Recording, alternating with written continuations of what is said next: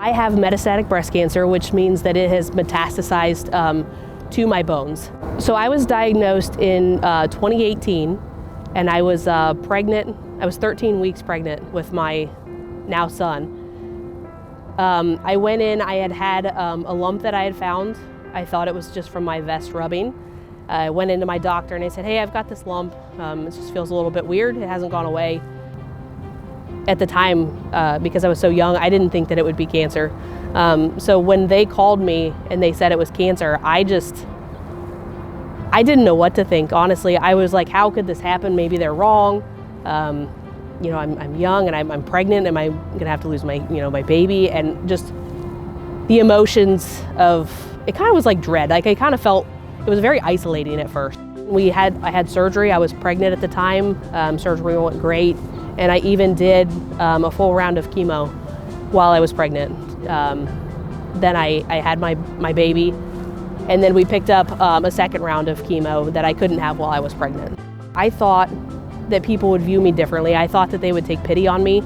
And being a female in this profession, I didn't want it to be a weakness, a weak spot. And because I've worked hard to establish my reputation here at the department, and I thought maybe that was a weakness and people would view it as a weakness, but people didn't. It was completely opposite. They talked about, how strong I was to go through chemo and things like that.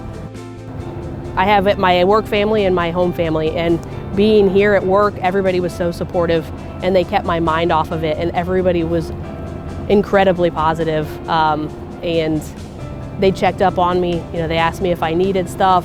And I was pregnant at the time, so they're like, hey, bringing me snacks. My desk was full of snacks, But my home family, I've got a great support system at home. And even my family over at the Stephanie Spielman Center, the nurses over there, they have become like family. They check in on me when I go for treatments. I'm welcomed by name. They know me, they know my kids.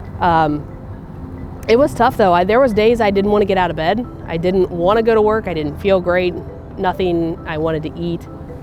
But I did it. And what I told myself every day is you've got to be positive, and you've got to look at this as maybe take out the positive things. And each day I tried to take it each day at a time, and tried to tell myself, hey, today was a bad day, but tomorrow's going to be better. And I got through it, and it's made me better because of it. I wish we could have this cruiser all the time, but just for the month of October, it's positive. It's a positive thing, and it's allowing people to see like, hey, it happens more than just occasionally. Breast cancer occurs often, and it's everywhere. Everybody knows somebody that's affected by it, and I think this helps bring that home and just kind of relates it to everyone. Originally, I was given the all clear after I had my surgery and I went through chemo. They did a bone scan and what's called a PET scan. It kind of shows, they put some dye in you and it shows all the places that cancer would pick up that dye. So I was given kind of the all clear for about a year and a half, and I started having some pain, kind of by where my sciatica is, and it wouldn't go away. And that pain was it was constantly there. So I went in and I asked them, I said, hey, I have this pain. What do you suggest? And they did another bone scan, and it came back in my, it's in my spine, a little bit of my hip, and I have a spot up here in my head, but I don't have anything in any organs, which is good. So at this point I did chemotherapy again, another full round, which stops the growth and tries to shrink what's there. And then I did another, couple scans, and they said, okay, it is shrinking, but at this point, there's nothing they can do to get rid of it.